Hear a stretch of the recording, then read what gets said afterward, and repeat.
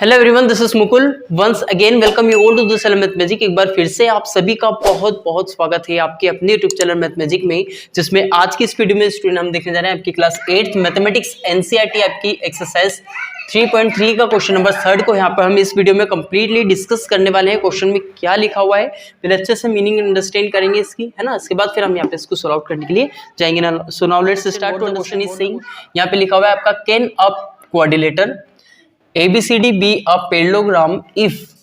अब आपको कंडीशन दे रखी है बहुत सारी, है ना। अभी पहले क्वेश्चन में क्या लिखा हुआ है, के ना क्वाड्रिलेटर ABCD। क्वाड्रिलेटर का मतलब क्या होता है, क्वाड्रिलेटर जिसके अंदर 4 साइड हो। ठीक है, ये हमारा एक क्वाड्रिलेटर हो सकता है, ये स्क्वायर हमारा एक क्वाड्रिलेटर हो सकता है। ठीक है, इस तरीके से भी अगर कोई सा शेप बना तो वो भी क्वाड्रिलेटर ही होगा, है ना। और ये भी हमारा क्वाड्रिलेटर होगा क्योंकि 1 2 3 4 साइड्स हैं। तो क्वाड्रिलेटर ABCD मतलब ABCD एक क्वाड्रिलेटर जो है वो हमारा पैरेललोग्राम हो जाएगा इफ। आपको ये बताना है कि अब अगर ऐसी कंडीशन दी हुई है फर्स्ट क्वेश्चन जिसमें एंगल, जैसे यहाँ पर अगर हम बनाते हैं ABCD, ये हमारा क्या बन चुका है, क्वाड्रिलेटर बन चुका है। ठीक है, अब यहाँ पे हमें बताना है जैसे एंगल D और B को अगर हम मिलाते हैं तो मतलब टोटल ओवरऑल हमको यहाँ पर क्या करना है इस क्वेश्चन में, on the basis of the property of parallelogram. Parallelogram की जो प्रॉपर्टीज होती हैं उसके बेसिस पर हमको ये बताना है कि क्या हम इन कंडीशंस को लेते हुए क्या हमारा पैरेललोग्राम बन रहा है या नहीं बन रहा है ना। जैसे अगर मैं आपको कहूँ कि अगर एक क्वाड्रिलेटर यहाँ पर ABCD है, ठीक है, मतलब ABCD सिखा रहे हैं क्या बेटा, ABCD तो नहीं सीख रहे हैं अपन। यहाँ पे क्वाड्रिलेटर का नेम्स दे रखे हैं इनके वर्टेक्स के, ना मतलब पॉइंट के। ABCD हमारा एक क्वाड्रिलेटर है। अगर मैं आपसे कहूँ कि जिसकी साइड AB 4 है और CD, ठीक है, C और ये है D, ठीक है, CD साइड है आपकी कितनी 5, तो आप मुझे बताओ ये 4 है ना, ये 5 है। और अगर मैं आपसे कहूँ कि क्या इससे हमारा स्क्वायर बन रहा है क्या, तो आप ऑब्वियसली कहोगे बिल्कुल नहीं बन रहा सर, क्योंकि एक साइड 4 दे रखी है, एक साइड हमारी 5 दे रखी है। जबकि जो स्क्वायर रहता है उसकी साइड, चारों साइड्स इक्वल रहती हैं, है ना, ये उसकी प्रॉपर्टी होती है स्क्वायर की। और रेक्टेंगल की क्या प्रॉपर्टी होती है, ऑपोजिट साइड्स इक्वल रहती हैं, है ना। तो यहाँ पे वो कंडीशन भी नहीं बन रही। लेकिन मैंने क्या पूछा था आपसे, स्क्वायर के लिए, तो इसी स्क्वायर नहीं होगा। ठीक है, ये स्क्वायर होगा, लेकिन यहाँ पर अगर हमारी 4 और 5 साइड अगर दे दी जाए तो यहाँ पर हमारा स्क्वायर नहीं होगा। तो ये इसी टाइप से ये सारे क्वेश्चंस पे आपको दिए हुए हैं, जिसमें हम कंडीशन देखेंगे और उसके बेसिस पर हम देखेंगे कि क्या ये प्रॉपर्टी फुलफिल हो रही है पैरेललोग्राम के अकॉर्डिंग या नहीं, है ना। तो नाउ लेट्स स्टार्ट। जैसे हम क्वेश्चन करेंगे वैसे आपको समझने में और ज़्यादा आना लगेगा, ठीक है ना। तो now let's start to understand and solve it. अब हम क्वेश्चंस को करने से पहले, क्वेश्चंस को सोल्व करने से पहले यहाँ पर हम पैरेललोग्राम की प्रॉपर्टीज़ को एक बार देख लेते हैं अच्छे से, ताकि हमें क्वेश्चन करने में दिक्कत ना आए, है ना। तो यहाँ पर जैसे फर्स्ट प्रॉपर्टी जो मैंने आपको बताई थी वो क्या होती है ना, ये जो एंगल्स आपके हैं पैरेललोग्राम के अंदर जो ये आपके एंगल्स रहते हैं ये क्या रहते हैं, इक्वल रहते हैं। कौन से, ऑपोजिट एंगल्स आर इक्वल। ठीक है, ये फर्स्ट प्रॉपर्टी होगी। सेकंड प्रॉपर्टी में क्या रहता है आपका, एडजेसेंट एंगल्स की जो सम होता है, या फिर अगर हम कहें तो ऑपोजिट साइड्स इक्वल रहती हैं। पहले तो ये देख लेते हैं, ठीक है, ऑपोजिट एंगल्स भी इक्वल रहते हैं, साथ में ऑपोजिट साइड्स भी इक्वल रहती है। पैरेललोग्राम का शेप कैसा रहता है, कुछ इस तरीके से। ये तो मैंने नॉर्मली इसलिए बना दिया क्योंकि हमें यहाँ पर कंडीशंस को देखना पड़ेगा, है ना। यहाँ पर हमारे ये पैरेललोग्राम कुछ इस तरीके से रहता है, जिसमें आपका जो ऑपोजिट एंगल्स रहते हैं वो इक्वल रहते हैं और ऑपोजिट साइड्स इक्वल रहती हैं। ठीक है, आया इतना समझ में। अब यहाँ पर हम लिख सकते हैं opposite sides are also equal.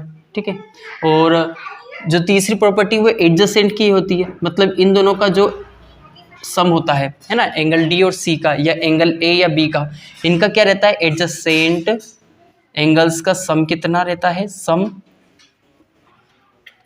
180 degree होता है। ठीक है, इतनी प्रॉपर्टीज अगर हमने अच्छे से देख ली, समझ ली, तो ये क्वेश्चन हमारे लिए टफ नहीं रहेंगे, है ना, आसानी से हम कर सकते हैं। एंगल D, अब यहाँ पर फर्स्ट क्वेश्चन को हम देखते हैं, जिसमें आपका क्या दिया हुआ है, एंगल D और angle B equal to 180 degree.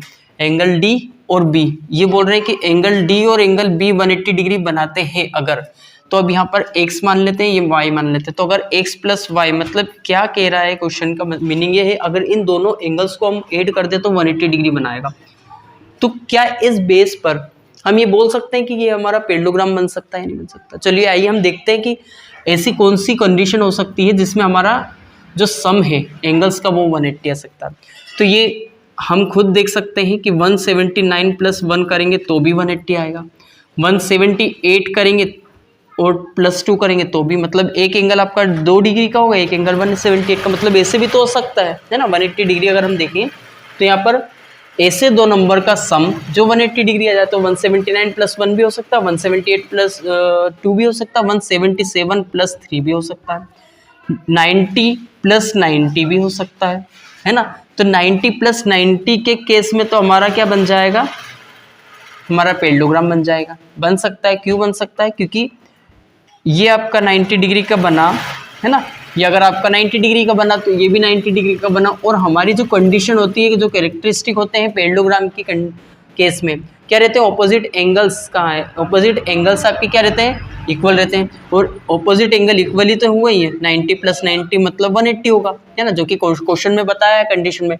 तो अगर ये 90 हुआ तो ये भी 90 हो जाएगा, और ये दोनों 90-90 इक्वल, यानी कि हमारी कंडीशन सेटिस्फाइड हो गई। तो ये हमारा रेक्टेंगल होने के साथ साथ हमारा क्या बन जाएगा, पैरेललोग्राम भी बन जाएगा।